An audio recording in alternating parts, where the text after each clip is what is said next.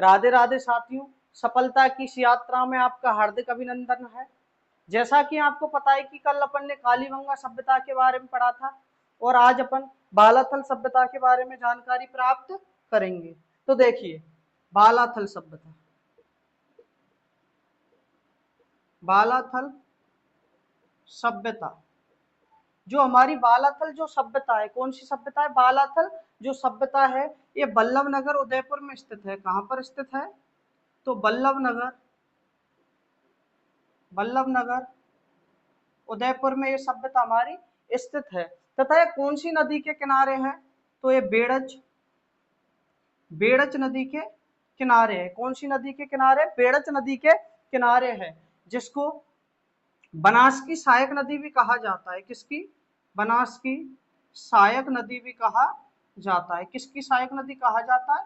बनास की सहायक नदी कहा जाता है। इस सभ्यता की जो खोज की थी वो आपके बी.एन. मिश्र ने की थी। किसने की थी? बी.एन. मिश्र, जिनको बीरेंद्र नाथ मिश्र, इनका जो पूरा नाम है वो क्या है? बीरेंद्र नाथ मिश्र। बीरेंद्र नाथ मिश्र, इन्होंने 1993 ईस्वी में इस सभ्यता की क्या की थी? खोज की थी। तथा जो ये सभ्यता है इसको लौह युगीन, इस सभ्यता को लौह युगीन प्लस ताम्र युगीन के नाम से भी जाना जाता है। इस सभ्यता को लौह युगीन भी कहते हैं और अपन क्या कहते हैं? ताम्र युगीन भी कहा जाता है। और इसकी जो सबसे महत्वपूर्ण जो जानकारी है ये पूछा जाता है बार बार कि 11 कमरों का, कितने कमरों का?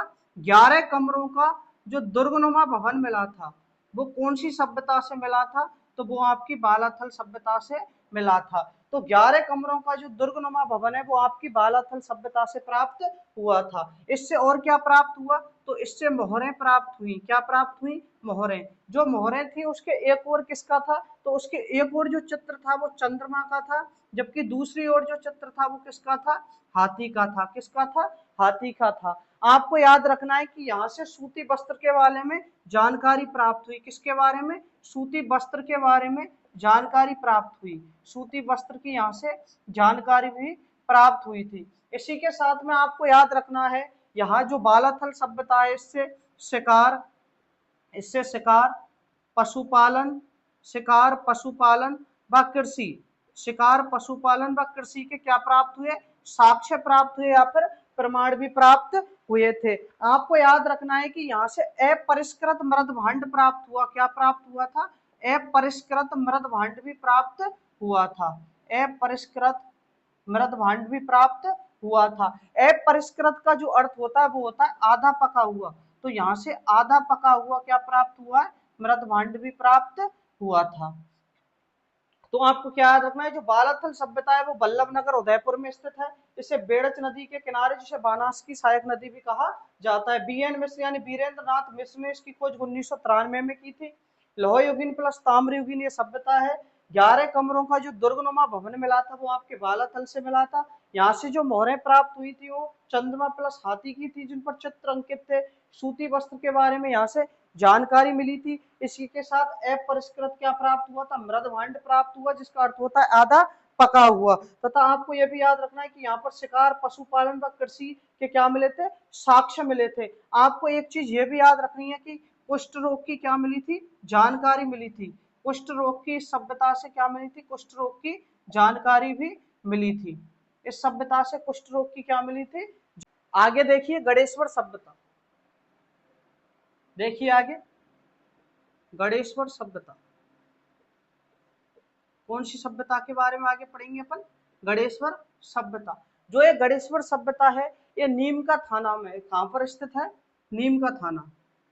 जो गणेश्वर सभ्यता है ये नीम का थाना सीकर में स्थित है। इस सभ्यता की जो खोज की थी वो किसने की थी? तो 1972 ईस्वी में आर.सी. अग्रवाल यानी कि रतन चंद्र अग्रवाल ने, रतन चंद्र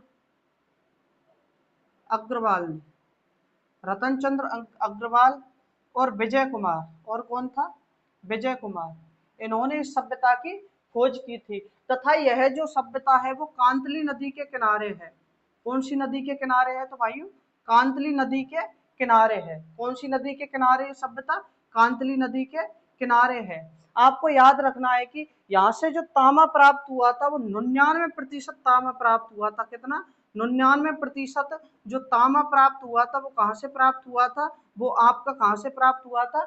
वो गणेश्वर सभ्यता से प्राप्त हुआ था। इसलिए इसे ताम्र युगीन कहा जाता है। इसलिए इसे क्या कहा जाता है? ताम्र युगीन कहा जाता है। इसलिए इसे ताम्र संचयी कहा जाता है। क्या कहा जाता है?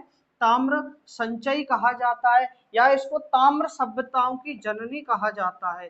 क्या कहा जाता है? तो ताम्र सभ्यताओं की इसको जननी कहा जाता है। ताम्र सभ्यताओं की इसको जननी कहा जाता है, क्योंकि यहाँ से 99% क्या प्राप्त? टांके प्राप्त हुए थे। इसी के साथ में यहाँ से बाणाग्र प्राप्त हुआ था। और क्या प्राप्त हुआ था? तो आपको याद रखना है कि इस सभ्यता से और क्या प्राप्त हुआ? तो यहाँ के जो मकान थे, क्या थे? यहाँ के जो मकान थे वो पत्थर से निर्मित थे। यहाँ के जो मकान प्राप्त हुए वो किस कैसे थे? तो पत्थर से निर्मित क्या प्राप्त हुए? यहाँ से मकान हुए हैं। और एक चीज और आपको याद रखनी है, पूछा जाता है कि मोहनजोदड़ो को तांबे का जो निर्यात किया जाता था वो किसके द्वारा किया जाता था? तो गणेश्वर द्वारा। तो गणेश्वर द्वारा मोहनजोदड़ो जो सभ्यता थी, मोहनजोदड़ो को तांबे का क्या किया जाता था? निर्यात भी किया जाता था। मोहनजोदड़ो को तांबे का निर्यात भी किया जाता था। वो किसके द्वारा किया जाता था? गणेश्वर सभ्यता के द्वारा किया। और हमारे चैनल को लाइक कीजिए, सब्सक्राइब कीजिए और देखते रहिए, साथ ही शेयर कीजिए। जय हिंद, जय भारत, राम राम।